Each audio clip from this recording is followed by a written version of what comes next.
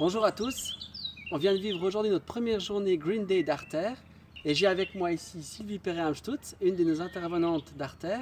Toi Sylvie, qu'est-ce qui t'a amené à la permaculture? Qu'est-ce qui t'anime?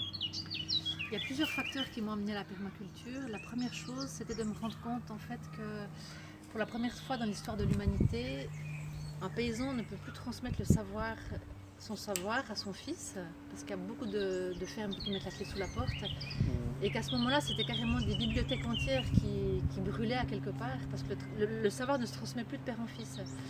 Là, j'ai eu une première prise de conscience en me disant que je pouvais aussi, moi, à mon tour, transmettre ce savoir, ayant des grands-parents agriculteurs, à des enfants qui sont réceptifs, à des adultes également. Et quand j'ai vu pour la première fois ce que donnait la permaculture, j'ai vraiment été saisie par la beauté de ce retour à la terre, de cette manière de cultiver. À la fois c'était productif, à la fois c'était beau, c'était visuel, c'était très créatif.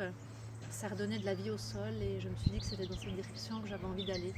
Pas seulement pour moi-même, mais pour le transmettre aux prochaines générations. Et effectivement, définir la permaculture, c'est assez difficile à donner un terme exact. Pour toi, qu'est-ce qui te viendrait à l'esprit? Alors chaque permaculteur te donnera une définition différente de la permaculture. La mienne serait de dire que la permaculture, c'est une révolution déguisée en jardinage naturel. Mais ça va bien au-delà du jardinage. La permaculture touche aux arbres, aux arbustes comestibles, aux plantes couvre-sol, à un poulailler, avoir des moutons sur son terrain, etc. Mais la permaculture, ça serait vraiment, si on devait donner un titre général, co-créer avec la nature. Connaître la nature parce qu'on on s'inspire d'un système forestier, à savoir que la terre n'est jamais mise à nu, qu'elle est toujours couverte, qu'il y a différentes strates qui s'étagent dans une forêt, et on va essayer de recréer ça dans son jardin. Aussi petit soit-il, aussi grand soit-il, c'est pas une question de mètres carrés. Et je dirais que le permaculteur, c'est un constructeur d'un sol vivant. Voilà. Et qui en même temps accompagne la beauté sur un site. Alors tout est permis parce que c'est l'inverse d'une monoculture, la permaculture. Donc on va s'amuser. Il faut qu'il y ait de la joie et du plaisir, et avec des formes qui nous plaisent, avec toute la fantaisie possible et imaginable.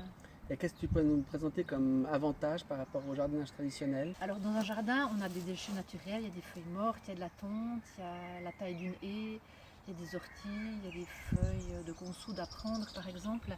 Et tout ça, on peut l'intégrer dans la butte. Autant dans sa fabrication que dans le paillage, donc cette couche de matière végétale qu'on va mettre sur la butte, pour pas qu'elle se dessèche, pour pas qu'il y ait de mauvaises herbes, pour qu'elle nourrisse le sol. On va constamment être dans une recherche de nourrir le sol avec ces déchets de son jardin. Pour ça, c'est vraiment intéressant, on fonctionne en cycle. Voilà. On a tout à disposition dans notre propre jardin. Pas besoin de changer, ou dans le jardin des voisins, par exemple. La permaculture met énormément en lien les gens dans un quartier, au pied d'un immeuble. Il y a beaucoup de gens qui font de la permaculture au pied d'un immeuble. Ça a un fort essor dans les villes, parce que les citoyens ont envie de ce retour à la terre, il y a peu d'espace disponible. Et la permaculture permet justement, avec ce peu d'espace, de créer une grande diversité, parce qu'on va faire beaucoup de densité sur la butte. On va semer jusqu'à entre 5 et 12 variétés sur une même butte. On va travailler sur la hauteur avec des espèces qui montent. On va travailler sur des haies comestibles pour les oiseaux, pour les humains. En résumé, la permaculture, c'est prendre soin de la terre, prendre soin de l'homme et partager l'abondance. Merci Sylvie. Avec plaisir. C'était une excellente journée. Aujourd'hui, une belle expérience. Arter, l'association, propose plein de cours au printemps, en automne, théorique et pratique.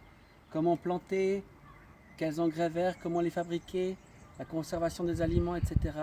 Toutes ces informations, vous pouvez les trouver sur notre site internet arter.ch ou sur notre page Facebook. Et on se réjouit, venez visiter notre site et venez partager, vivre une journée avec nous.